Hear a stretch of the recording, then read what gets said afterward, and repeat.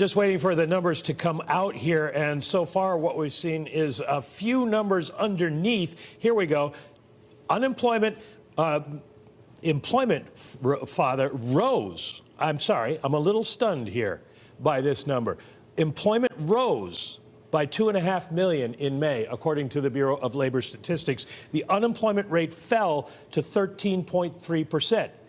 I don't know what to tell you. We're going to have to look at these numbers very deeply and see exactly what is going on here. And we want to go to Steve Leisman, who has that number for us. Steve. I don't have the number just yet, Joe. There it is. Employment rises by 2.5 million. I'm reading that right. Payrolls rose by 2.5 million. The unemployment rate declined to 13.3%. This is a huge gain, a huge upside beat on for this jobs report. Improvements in the labor market reflected a limited resumption of economic activity, the BLS says, that had been curtailed in March and April due to the coronavirus pandemic and efforts to contain it. Number yet from the Labor Department.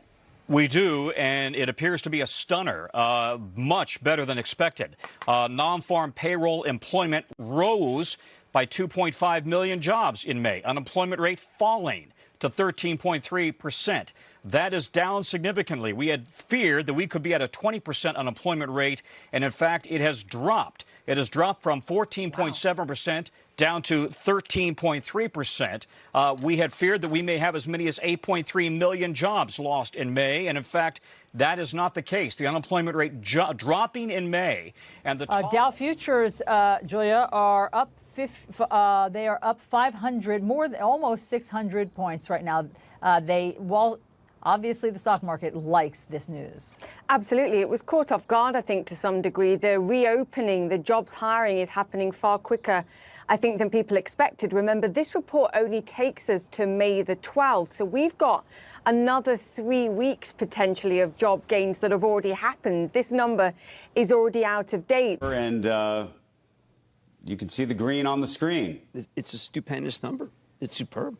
There are many people thought that this would be the historic beginning of the Depression, 20% layoff. We'd start looking back to comparing it to 31, 33, and that's off the table. I listened to the discussion. There people were saying was lagging or leading, whatever. I mean, who the heck cares? I mean, the fact is that we're back, and I think there were a lot of people who felt that the layoffs would be permanent. It is obvious that there's so much demand that people have to bring people back.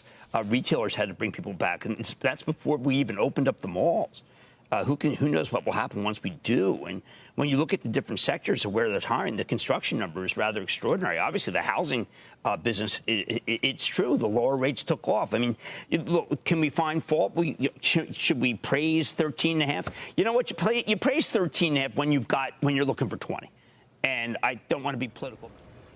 It's astonishing, and it's just great news. And to put this, maybe you said it because we had a little technical problem here. This is the biggest increase in jobs in U.S. history, 2.5 million jobs in a single month.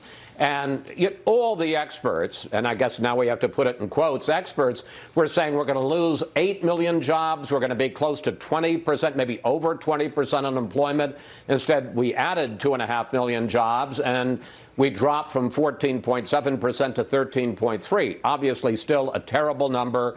And as you and Ed were pointing out, an awful lot of misery behind those numbers. But to have jobs added and the unemployment rate go down when everybody thought it was going to be jobs lost and the unemployment rate go up, I think it shows two things. First of all, the resilience of the American economy and the political resilience of President Trump.